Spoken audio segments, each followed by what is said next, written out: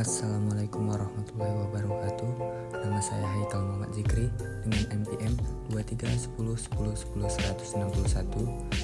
Prodi Sosiologi, mata kuliah Pengantar Ilmu Politik. Di sini saya akan menjelaskan demokrasi dan demokratisasi.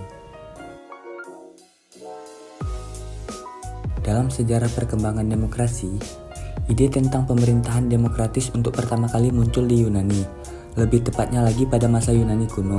Sistem demokrasi yang terdapat di negara kota atau city-states Yunani kuno abad ke-6 sampai abad ke-3 sebelum Masehi merupakan demokrasi langsung dalam negara modern. Demokrasi tidak lagi bersifat langsung, tetapi demokrasi berdasarkan perwakilan memasuki abad pertengahan 600 sampai 1400. Bagaimana sih sejarah demokratisasi? Lahirnya suatu proses demokratisasi dimulai dari proses sejarah. Demokratisasi sendiri akan terus melekat dengan perkembangan sejarah dan juga sejarah-sejarah pada masa lampau.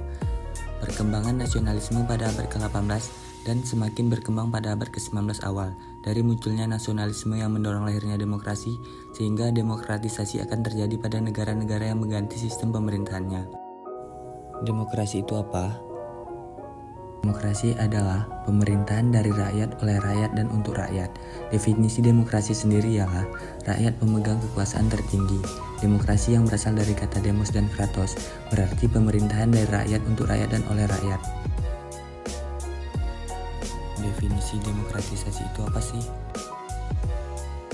Jadi, demokratisasi merupakan suatu proses transisi atau pemindahan sistem pemerintahan menuju demokrasi.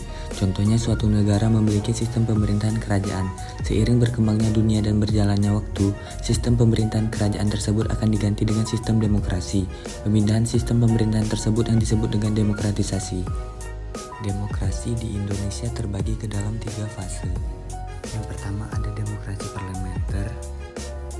Yang kedua, demokrasi terpimpin pada tahun 1959 sampai 1965.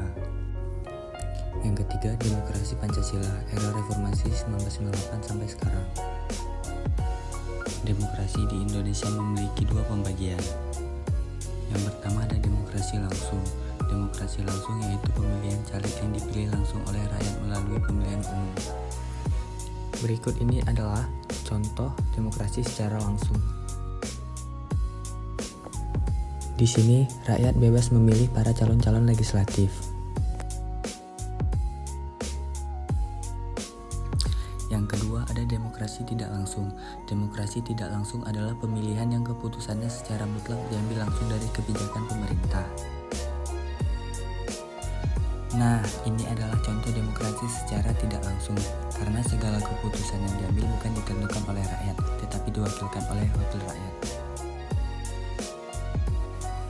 Berikut negara-negara yang menggunakan sistem demokrasi. Yang pertama ada Indonesia.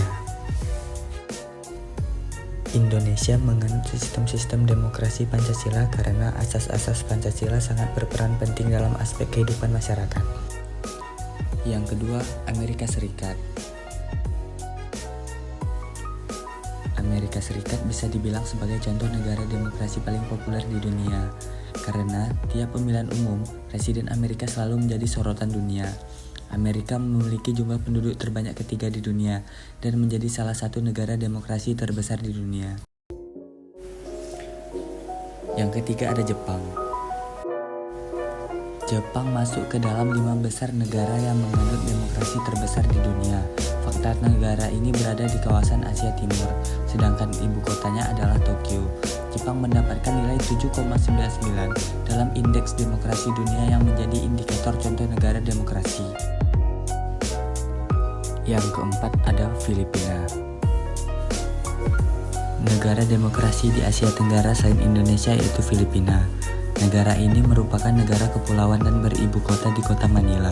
Filipina menerapkan sistem pemilu secara langsung yang melibatkan warga Filipina. Negara ini memiliki indeks demokrasi sebesar 6,94.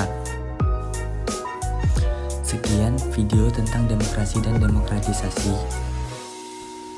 Kesimpulannya adalah, demokrasi adalah gagasan atau pandangan hidup yang mengutamakan persamaan hak dan kewajiban, serta perlakuan yang sama bagi semua warga negara. Sedangkan demokratisasi adalah proses transisi sistem politik menuju lebih demokratis.